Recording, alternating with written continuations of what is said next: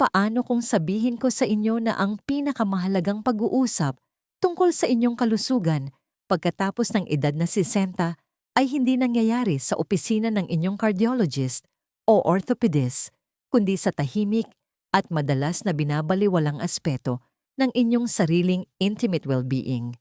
Bilang isang gynecologist na naglaan ng mahigit 30 taon sa kalusugan ng kababaihan, ako si Dr. Mila De La Paz at nakaharap ko na ang libu-libong babae na tulad ninyo ay masigasig na pinamamahalaan ang kanilang blood pressure, sinusubaybayan ang kanilang kolesterol at nananatiling aktibo. Ngunit may isang tahimik na epidemya na nakaaapekto sa milyon-milyon, isang problemang nababalot ng hiya at maling impormasyon ang pagpapabaya sa intimate self-care. Marami sa aking mga pasyente ang lumalapit sa akin na may kasamang buntong hininga, tinatanggap na ang palagiang discomfort, masakit na pakikipagtalik at maging ang mga problema sa pantog bilang isa lamang sa mga hindi maiiwasang bahagi ng pagtanda.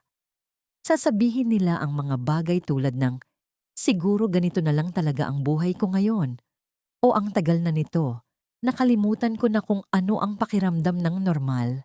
Mayroong isang malaganap na kasinungalingan sa ating lipunan na pagkatapos ng isang tiyak na edad, lalo na pagkatapos ng menopause, ang intimate health ng isang babae ay hindi na isang prioridad.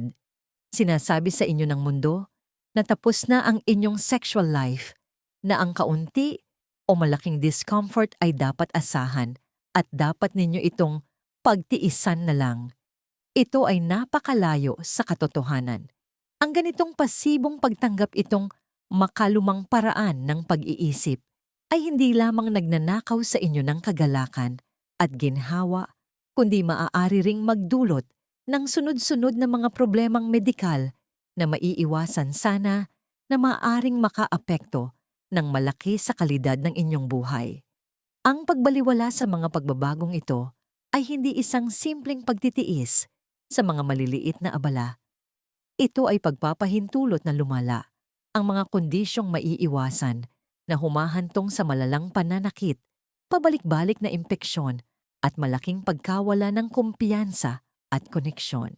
Ngayon wawasakin natin ang kasinungalingang yan. Ating aalamin kung ano talaga ang nangyayari sa inyong katawan at higit sa lahat kung ano ang maaari ninyong gawin tungkol dito. Ibabahagi ko ang isang bagong pamamaraan, isang proaktibong estratehiya para sa intimate wellness na magbibigay kapangyarihan sa inyo na bawiin ang inyong ginhawa, kumpiyansa at sigla sa mga darating na dekada. Hindi ito tungkol sa paghabol sa kabataan. Ito ay tungkol sa pagyakap sa isang maalam at proaktibong diskarte sa inyong kalusugan na magpapahintulot sa inyong mamuhay ng lubos at masaya sa inyong sariling mga termino. Unang aspeto, pagbabago sa hormones at vaginal atrophy. Ang unang pangunahing aspeto kung saan nabibigo ang kaisipang tiisin mo na lang ay sa pagtugon sa malalim na pagbabago sa hormones na nangyayari pagkatapos ng menopause. Ang pangunahing pagbabago ay ang biglaang pagbaba ng estrogen, isang hormone na nagsilbing matalik na kaibigan ng inyong intimate health sa loob ng maraming dekada. Ang estrogen ang responsable sa pagpapanatiling makapal, nababanat at basa ng mga tissue sa ari. Kapag bumaba ang antas nito, ang mga pader ng ari ay maaring numipis, matuyo at mamaga, isang kondisyon na medikal na kilala bilang genitourinary syndrome of menopause, GSM, o mas simple, vaginal atrophy. Maraming kababaihan na nakikita ko sa aking klinika, tulad ng isang kaibig-ibig na 68 taong gulang na pasyente mula sa Cebu City na nagngangalang Carmen ay binaliwala noong una ang kanyang mga sintomas. Naranasan niya ang patuloy at nakakainis na panunuyo at pangangati na sinubukan niyang solusyonan gamit ang mga over-the-counter na lotion para sa kanyang mga kamay o katawan. Hindi lamang hindi gumana ang mga produktong ito, kundi ang mga pabango at kemikal nito ay lalo pang nagpalala sa iritasyon, Ang pakikipagtalik sa kanyang asawa sa loob ng 48 taon ay mula sa isang pinagmumulan ng koneksyon ay naging isang kaganapan na kanyang kinatatakutan na inilarawan niya bilang masakit parang papel de liha. Nakaramdam siya ng malalim na pagkawala at kahihiyan sa paniniwalang ito na ang kanyang bago at hindi mababagong katotohanan. Ang kahalagahan ng pagtugon dito ay higit pa sa ginhawa sa panahon ng pakikipagtalik. Ang malusog na vaginal tissue ay isang mahalagang bahagi ng sistema ng depensa ng inyong katawan. Ang natural na acidity at moisture ay lumilikha ng isang kapaligiran na lumalaban sa masasamang bakterya. Kapag ang ecosystem na ito ay nagambala dahil sa kakulangan ng estrogen, para ninyong iniwang bukas ang pintuan ng inyong tahanan. Tumaas ang pH level ng ari na ginagawa itong mas kaaya-ayang lugar para sa mga bakterya tulad ng E. coli na dumami. Ito ang dahilan kung bakit ang mga babaeng postmenopausal ay nakararanas ng matinding pagtaas sa dalas ng urinary tract infections UTIs. Si Carmen halimbawa ay nagdusa sa 3 UTI sa loob ng 1 taon bago siya nagpatingin sa akin. Bawat isa ay nangangailangan ng antibiotic na lalong nakagulo sa kanyang sistema. Siya ay nakulong sa isang masakit na siklo. Ang atrophy ay nagdulot ng panunuyo. Ang panunuyo ay nag-ambag sa mga UTI at ang stress mula sa lahat ng ito ay nagparamdam sa kanya na hindi na niya konektado sa sariling katawan. Hindi lamang ito isang abala. Ang pabalik-balik na UTI sa mga nakatatanda ay maaaring maging seryoso na minsan ay humahantong sa impeksyon sa bato o maging sepsis. Kaya ano ang proaktibo at modernong solusyon? Ito ay nagsasangkot ng 2 bahagi, pag-moisturize at pag-lubricate. Isipin ito na parang inyong skincare routine. Gumagamit kayo ng pang-araw-araw na moisturizer sa inyong mukha para mapanatili itong hydrated araw-araw at maaaring magdagdag kayo ng serum o isang espesyal na cream para sa isang partikular na layunin. Katulad nito, ang inyong intimate tissues ay nangangailangan ng palagiang hydration. Ang unang hakbang ay ang pagpapakilala ng isang dedikado at pangmatagalang vaginal moisturizer sa inyong routine. Hindi ito mga lubricant para sa pakikipagtalik. Ito ay mga produktong idinisenyo para gamitin 2 hanggang 3 beses sa isang linggo, mayroon man o walang sexual na aktibidad. Gumagana ito sa pamamagitan ng pagdikit sa vaginal lining at paghahatid ng moisture sa paglipas ng panahon na tumutulong na maibalik ang natural na pH balance at palusugin ng mga cell. Maghanap ng mga produktong walang hormones, parabens, glycerin at pabango. Ang hyaluronic acid ay isang mahusay na sangkap na hahanapin sa mga moisturizer na ito dahil ito ay napakabisa sa paghila at pagpapanatili ng moisture. Ang ikalawang bahagi ng solusyon ay ang paggamit ng isang mataas na kalidad na lubricant sa anumang sexual na aktibidad. Hindi tulad ng mga moisturizer, ang mga lubricant ay para sa kasalukuyang sandali upang mabawasan ang friction at maiwasan ng maliliit na punit na maaaring magdulot ng sakit at maging pasukan ng impeksyon. Ang mga water-based na lubricant ay isang popular na pagpipilian, ngunit para sa mas matinding panunuyo, ang mga silicone-based na lubricant ay madalas na mas superior. Ang mga ito ay mas madulas at mas nagtatagal na nagbibigay ng mas mahusay na proteksyon. Pinayuhan ko si Carmen na simulan ng routine na ito. Sa loob ng 1 buwan, iniulat niya ang isang malaking pagbaba sa araw-araw na pangangati at discomfort. Pagkatapos ng 2 buwan sila ng kanyang asawa, ay muling nasiyahan sa pagtatalik. Isang karanasang luha ang inilarawan niya bilang pagbabalik ng isang bahagi ng aking sarili. Mula noon ay hindi na siya nagka-UTI. Kamusta ang inyong sitwasyon ngayon? Nakakaranas ba kayo ng alinman sa panunuyo, pangangati o discomfort na ating tinalakay? Kung ang impormasyong ito ay nakatulong at tumatak sa inyo, mangyaring mag-iwan ng 1 sa mga komento. Kung sa tingin ninyo ay hindi ito angkop o hindi nakatulong mangyaring mag-iwan ng zero upang mas maiakma ko ang aking payo sa hinaharap. Ikalawang aspeto ang kalusugan ng inyong pelvic floor. Ang ikalawang critical na aspeto na madalas na binabaliwala ay ang kalusugan ng inyong pelvic floor. Ang pelvic floor ay isang masalimuot na sapot ng mga kalamnan ligaments at connective tissues na bumubuo ng isang sumusuportang duyan sa ilalim ng inyong balakang. Ito ang sumusuporta sa inyong pantog matris at bituka. Sa loob ng mga dekada, ang muscular na duyan na ito ay walang kapag-urang nagtrabaho, sumusuporta sa inyo sa mga pagbubuntis, panganganak at sa simpleng araw-araw na bigat ng gravity.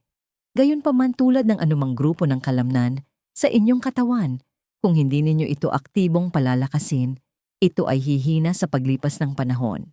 Ang makalumang paraan ng pag-iisip ay simpleng tinatanggap ang mga kahihinatnan ng paghinang ito, ang kaunting pagtagas ng ihi kapag tumatawa o umuubo ang biglaang, at kagyat na pangangailangang maghanap ng banyo bilang isang nakakahiyang, ngunit hindi maiiwasang resulta ng pagkakaroon ng mga anak o pagtanda. Naaalala ko ang isang pasyente, isang masiglang 70 taong gulang na retiradong guro mula sa Davao City na nagngangalang Luz, na tahimik na inayos ang kanyang buong buhay sa paligid ng kanyang hindi mahulaan na pantog. Alam niya ang lokasyon ng bawat pampublikong banyo sa kanyang lugar. Iniiwasan niya ang mahahabang biyahe at itinigil na niya ang pagdalo sa kanyang paboritong yoga class dahil sa takot na magkaroon ng aksidente. Nagsusuot siya ng absorbent pads araw-araw, tinatanggap ang gastos at ang palagi ang pag-aalala bilang kanyang bagong normal. Ang kahalagahan ng isang malakas na pelvic floor ay hindi maaring maliitin. Kapag humina ang mga kalamnan na ito, direkta itong humahantong sa dalawang pinakakaraniwang uri ng urinary incontinence. Ang una ay stress incontinence na nangyayari kapag ang pisikal na presyon mula sa pag-ubo, pagbahing pagtawa o pagbuhat ng mabigat ay nadaig ang mga sphincter muscle na nagpapanatiling sarado ng inyong urethra. Ang isang mahinang pelvic floor ay hindi makapagbigay ng kinakailangang suporta at nangyayari ang pagtagas. Ang ikalawang uri ay urge incontinence na madalas na bahagi ng isang kondisyon na tinatawag na overactive bladder. Sa kasong ito, ang mahinang mga kalamnan ay maaring magdulot ng mga pulikat sa pantog na lumilikha ng isang biglaan matindi at madalas na napakalakas na pagnanais na umihi kahit na hindi puno ang pantog. Para kay Luz, ito ay kombinasyon ng dalawa. Higit pa sa incontinence, ang isang malubhang huminang pelvic floor ay maaaring humantong sa isang mas seryosong kondisyon na tinatawag na pelvic organ prolapse, kung saan ang pantog matris o rectum ay maaaring umbok o bumaba sa vaginal canal. Ito ay maaring magdulot ng pakiramdam ng bigat o puno sakit sa ibabang likod at maaring lalo pang magpakomplika sa paghihi at pagdumi. Ang pagbaliwala sa mga maagang babalang ito ay nagpapahintulot sa mga kalamnan na patuloy na humina na ginagawang mas malala at mas mahirap gamutin ang mga problema. Ang solusyon ay hindi ang pagsuko sa isang buhay ng mga pad at sakaling kailanganin na pagpunta sa banyo. Ang solusyon ay ang ituring ang inyong pelvic floor tulad ng anumang mahalagang grupo ng kalamnan at ehersisyuhin ito. Ang pinakapangunahing ehersisyo ay ang Kegels at mahalagang matutunan itong gawin ng tama. Maraming kababaihan kapag sinabihang gawin ang Kegels ay nagkakamaling pinipiga ang kanilang mga kalamnan sa tiyanhita o pigi. Ang susi ay ang ihiwalay ang mga kalamnan ng pelvic floor mismo. Ang pinakamahusay na paraan upang matukoy ang mga ito ay subukang pigilan ang daloy ng ihi sa kalagitnaan sa susunod na paggamit ninyo ng banyo. Iyon ang mga kalamnan na gusto ninyong itarget. Kapag natukoy na ninyo ang mga ito, maaari ninyong gawin ang ehersisyo kahit saan anumang oras nang walang sinumang nakakaalam. Narito ang isang simple at epektibong routine para magsimula pigain ang mga kalamnan ng pelvic floor at hawakan sa bilang ng 5 segundo. Pagkatapos ganap na mag-relax sa bilang ng 5 segundo. Kasing halaga ng pagpiga ang ganap na pag-relax ng mga kalamnan. Ulitin ang pagkakasunod-sunod na ito ng 10 beses na may layuning 3 set ng 10 repetisyon sa buong araw. Maaari ninyo itong gawin habang naghihintay, sa pila sa palengke, sa Baguio o habang nanonood ng balita sa gabi. Para sa aking pasyenteng si Luz, ito ay isang malaking pagbabago. Inirekomenda ko rin na magpatingin siya sa isang pelvic floor physical therapist, isang espesyalista na maaaring magbigay ng biofeedback at isang angkop na plano ng ehersisyo. Gumamit sila ng mga may pabigat na vaginal cone upang matulungan siyang mas epektibong palakasin ang mga kalamnan. Sa loob ng 3 buwan ng tuloy-tuloy na ehersisyo, natigil na niya ang pagsusuot ng pads araw-araw. Pagkatapos ng 6 na buwan, bumalik siya sa kanyang yoga class na kumikilos nang may kumpiyansang akala niya ay nawala na magpakailanman. Napapansin ba ninyo ang inyong sarili na nagmamapa ng mga banyo bago kayo pumunta? Kahit saan, naranasan na ba ninyo ang kaunting pagtagas ng ihi kapag tumawa o umubo? Ipaalam sa akin kung ang payong ito ay naging maliwanag sa pamamagitan ng pag-iwan ng sa ibaba. Kung hindi ito isang alalahanin para sa inyo ang isang 0, ay makakatulong na feedback. Ikatlong aspeto pangangalaga sa panlabas na bahagi vulva. Ang huli at marahil ang pinakanapapabayaan na aspeto ng intimate self-care pagkatapos ng 6 ay ang simpleng pagkilos ng pagbibigay pansin sa panlabas na bahagi ng ari ang vulva. Ang balat ng vulva ay napakadelikado at tulad ng mga panloob na tissue, ito ay malaki ang epekto ng pagkawala ng estrogen. Ang makalumang paraan ng pag-iisip ay madalas na isinasama ang anumang panlabas na discomfort sa malabong kategorya ng pangangati ng ari at sinusubukang solusyonan ito gamit ang matatapang na sabon, mga pulbos na may pabango o kahit na mga antifungal cream na para sa alipunga. Ang paraang ito ay madalas na nagpapalala sa problema, inaalis ang natural na proteksyon na langis ng balat at humahantong sa isang siklo ng iritasyon at pamamaga. Nagkaroon ako ng isang pasyente, isang 65 taong gulang na lola mula sa Quezon City na nagngangalang Maria na halos 1 taon nang nagdurusa sa matinding pangangati ng vulva.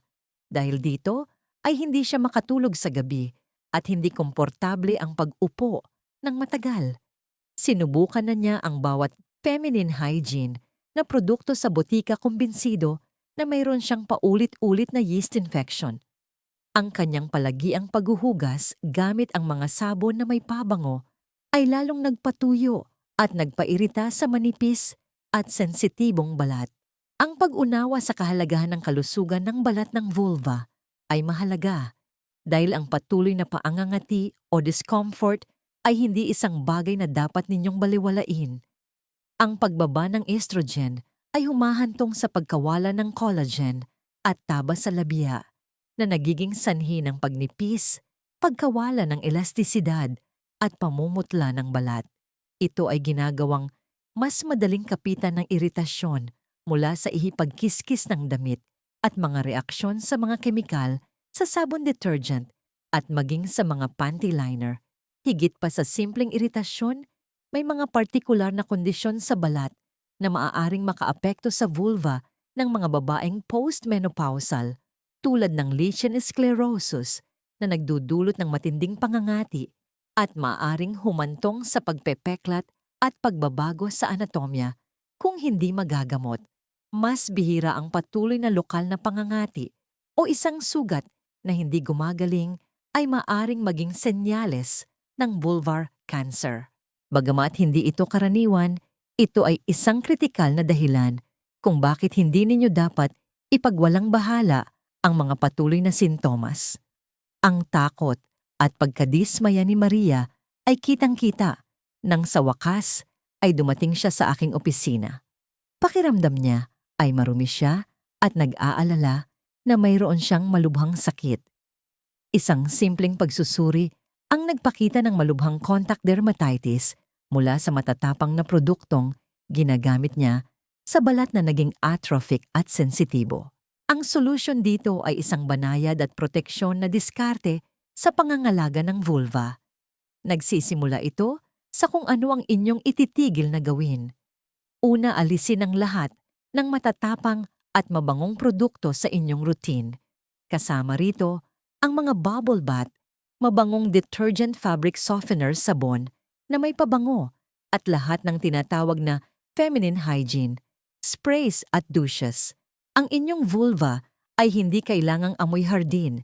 Ang mga produktong ito ay mga gimmick sa marketing na nakakagambala sa inyong natural na chemistry.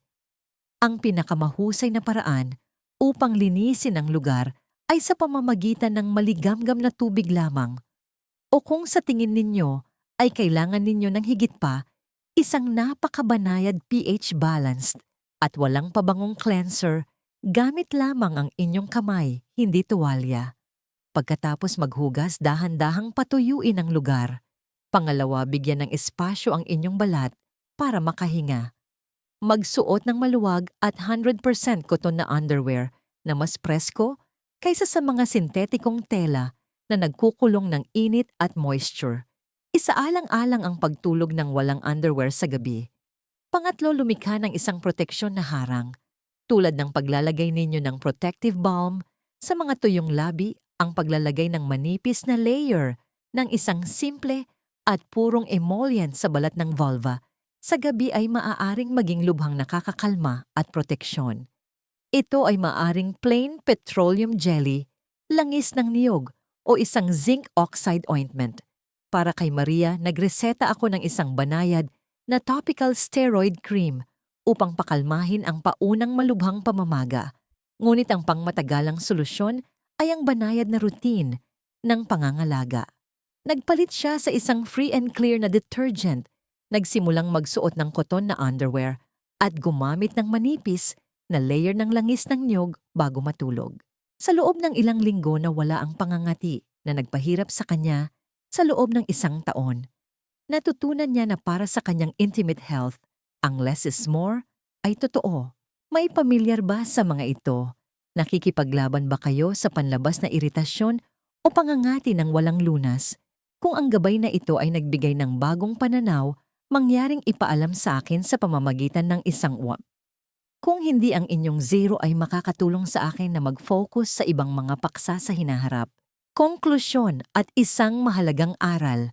Habang ating tinatalakay ang mga mahalaga at madalas na hindi na pag-uusapang aspeto ng inyong kalusugan ngayon, malinaw ang mensahe ang pagbaliwala sa inyong intimate self-care. Pagkatapos ng zista ay hindi isang pasibong kilos. Ito ay isang aktibong pagpili na maaaring humantong sa malalang UTI, masakit na pakikipagtalik, urinary incontinence at patuloy na mga kondisyon sa balat na nagpapababa ng kalidad ng inyong buhay. Winasak natin ang kasinungalingan na ang mga isyong ito ay hindi maiiwasang bahagi ng pagtanda. Pinalitan natin ito ng isang bagong pananaw, isang proaktibo at may kaalamang diskarte. Ngayon, alam na ninyo na ang pagtugon sa vaginal atrophy gamit ang mga moisturizer at lubricant ay hindi tungkol sa pagpapaganda, kundi tungkol sa pagprotekta sa inyong kalusugan sa pag-ihi at pagpapanatili ng koneksyon. Nauunawaan ninyo na ang pagpapalakas ng inyong pelvic floor gamit ang tuloy-tuloy na ehersisyo ay hindi isang pabigat, kundi isang mabisang paraan upang mapanatili ang inyong kalayaan at kumpiyansa. At natutunan ninyo na ang banayad at proteksyon na pangangalaga sa inyong balat ng vulva ay hindi isang luho, kundi isang kinakailangang kasanayan para sa ginhawa at maagang pagtuklas ng mga potensyal na problema. Ang mga ito ay hindi komplikado o magastos na mga interbensyong medikal. Ang mga ito ay simple ngunit makapangyarihang mga gawa ng pag-aalaga sa sarili na maaari ninyong isama sa inyong buhay simula ngayon.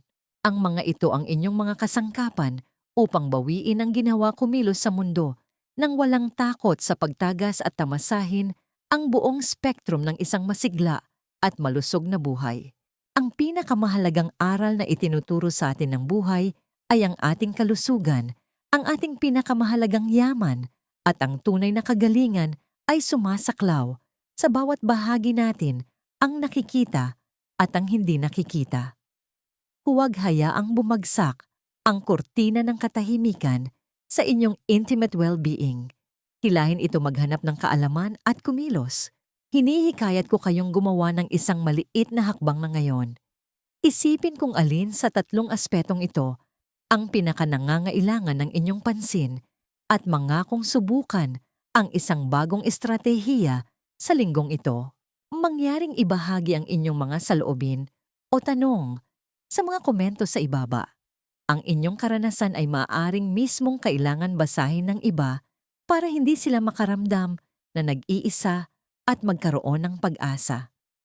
Kung nahanap ninyong mahalaga ang impormasyong ito, mangyaring ibahagi ito sa inyong mga kaibigan kapatid at sino mang babae sa inyong buhay na maaaring makinabang. Huwag kalimutang mag-subscribe para sa mas maraming mahahalagang gabay sa kalusugan para sa inyong pinakamahuhusay na taon sa hinaharap.